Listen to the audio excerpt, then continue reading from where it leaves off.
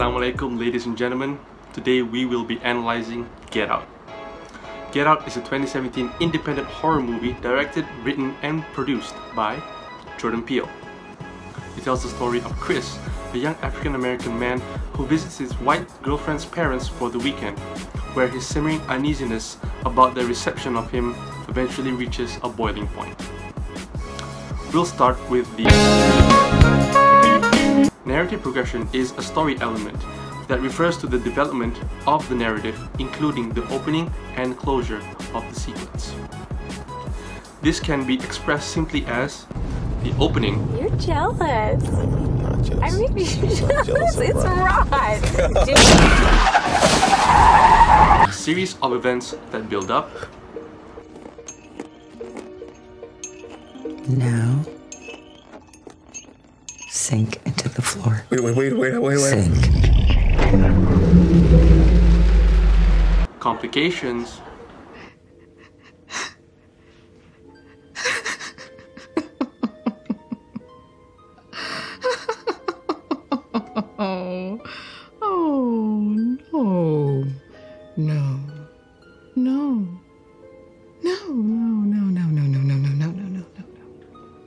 Resulting events.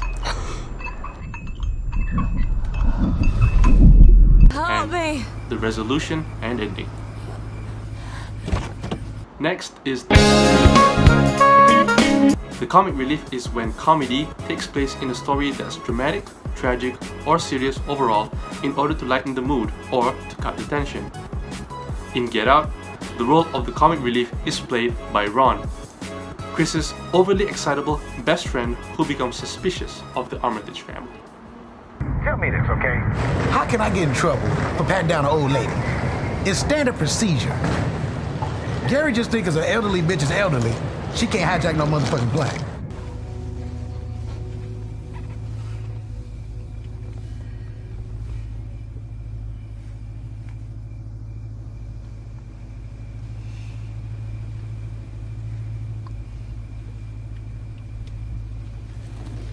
I mean, I told you not to go in that house.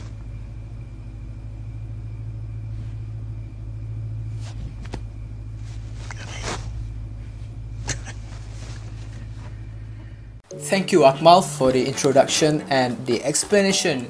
I'm pretty sure everyone's here understand what you just talked about. So moving on to our next element from this movie, which is equilibrium and conflict play. So I know what you're thinking right now. What is equilibrium? I don't understand. Relax, let me explain, alright? So, equilibrium is a state of intellectual or emotional balance, a state of balance between opposing forces or action that is either static, as in a body act on by force whose resultant is zero, or dynamic. Do you guys understand?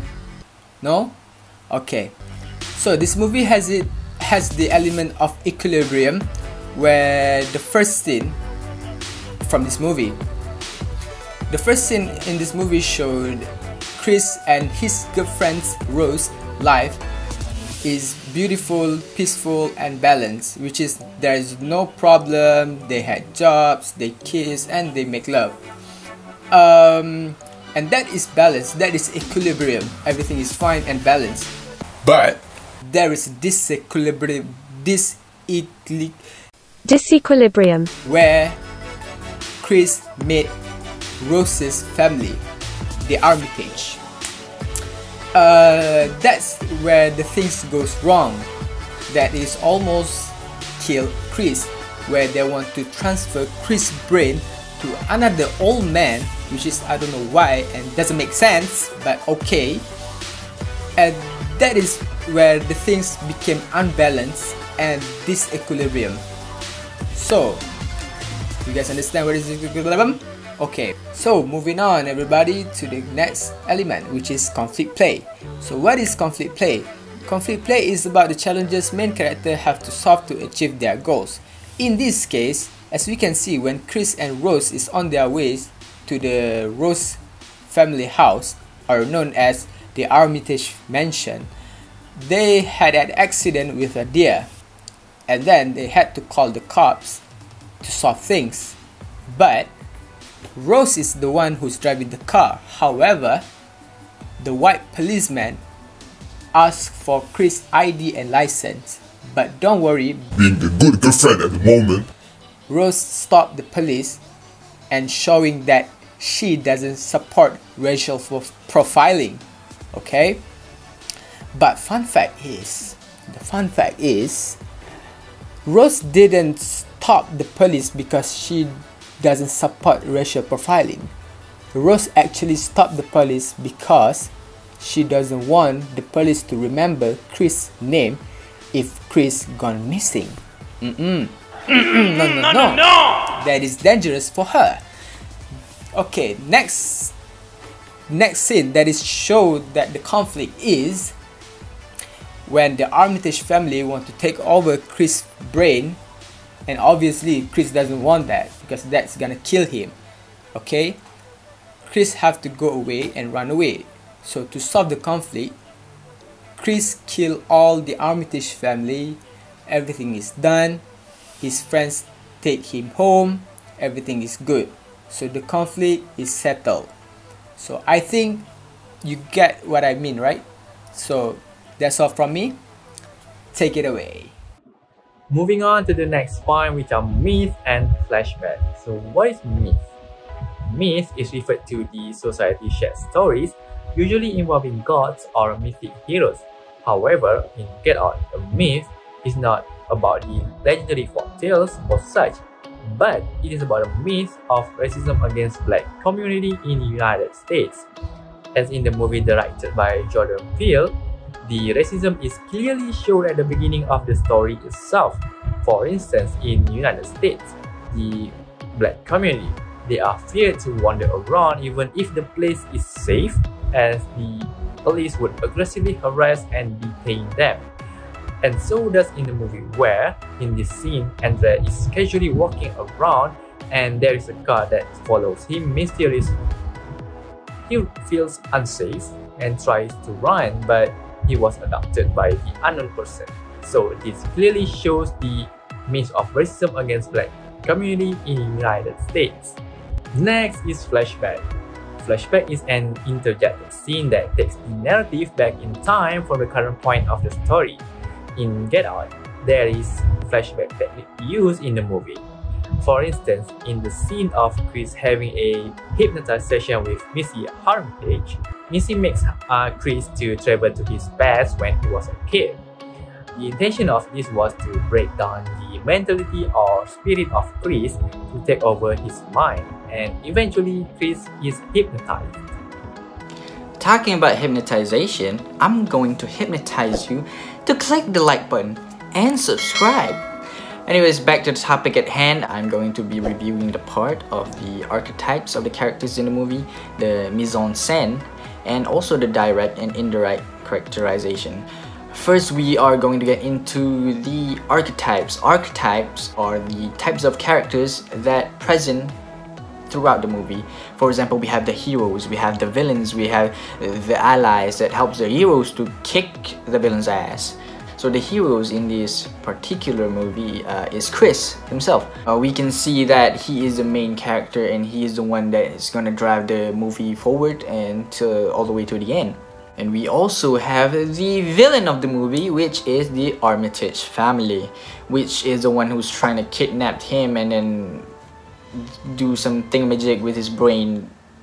And then we have the trickster, who is Rose herself. She is also the villain, but she plays the main part of being the trickster, trying to be Chris' girlfriend for once, and then halfway throughout the movie we can see that her character's roles change from being his girlfriend into being a psychopath. Next, we will be going into the mise-en-scène. If you do not know what a mise-en-scène is, it is the set of the shooting. It encompasses the setting, the lighting, and the costume that has been used to create the perfect scene. And in the mise-en-scène, we see that the main part of the mise-en-scène is the Armitage mansion houses, which then 80% of the shooting of the movie takes place.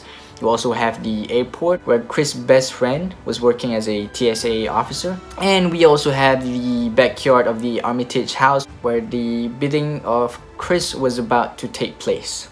And then we're gonna be moving on to the direct and indirect characterization. What do we mean by direct and indirect? Direct is the type of things that the author use to convey the characters directly. For example, the author said Chris is a tough and strong guy, and we can see that throughout the movie. He's really in shape and he's at the peak of his youth. And now we're going to go into the indirect. The indirect means that the author did not say who he or she is. We can see that for ourselves throughout the movie. For example, the indirect for Chris is a very calm person. We can see this when the cops arrested them at the beginning of the movie. We can see he's calm and collected, did not charge towards the cops or anything, and he is much aware than a normal person did. This can be seen when the part where the Rose brother tried to hit him with a net thingy and he managed to dodge it before it hits him. It shows that his awareness level is beyond normal human capabilities. Aesthetic, a set of principles underlining the work of a particular artist or artistic movement. Jordan Peele made his debut as a director with the movie Get Out. He wanted to make something that is relevant in today's time with a little bit additional of differences. He wanted to create something that is from a black man's point of view. From his point of view, he sees that white people are using black people for their advantages, such as athlete skills, genetic complex, and anything that makes a white man inferior to the black people. At the same time, he wants to show the reality of black people with the element of horror that you haven't seen it in a movie. Auteur theory argues that a film is a reflection of the director's artistic vision. This movie contains some of scariest, some really messed up thing that you probably haven't seen it yet, or some messed up thing that I'm pretty sure that you will enjoy it, but at the same time you kinda like wish you haven't seen it. Like this scene where Dean was drilling into a man's head so he can extract that brain so he can put inside Chris' body. Other things about this is that the scene where Chris is meeting the parents, and you can see from this shot that the camera is so far away from front house, and you can clearly see the message that he wanted to say, that he should like get out and run away, don't go near them, white people are crazy, and something like that, that just makes we, the audience, say like to Chris, like, don't go in there, you know, they're crazy people. Okay. Get out! Yo! Yeah! Yo! Chill, man! Get out! Chill! Chill! Chill, man! Chill! Get out of here!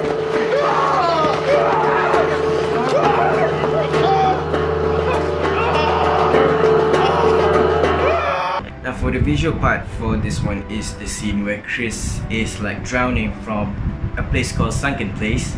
It is in his mind that he is slowly drowning and he is losing control over his own physical body, and that is, he can visualize it, and so that we can see what he actually experiencing from that scene.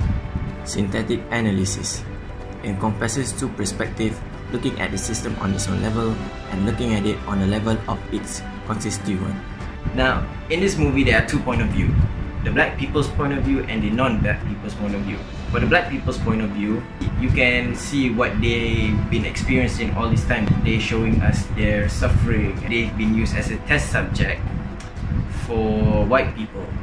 Now on the other hand, from the non-black people's point of view, you can see that they're suffering, and we can't truly experience that kind of suffering because we're not black, and those things happen at them and not us. But what we can do is that we can listen to their problems and see that the message that the director is trying to is sending to us, so that we can make this world a better place.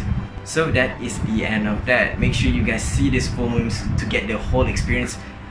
For me, it is very scary because I don't enjoy a lot of scary movies and horrifying movies, but I enjoy this one because like it is really something that is new. You haven't seen this kind of things in movie recently, and it is pretty messed up if you think about it. You should watch it though. is a like 9 out of 10 for me. So if you enjoyed this video, make sure you hit that like button down there and comment what is your favorite scene of this movie. Make sure you hit that subscribe button so you won't miss any new content that we post, and make sure you hit that bell button so you won't miss any notification from it. Thank you so much for watching Boys Who Cry, and we see you next time.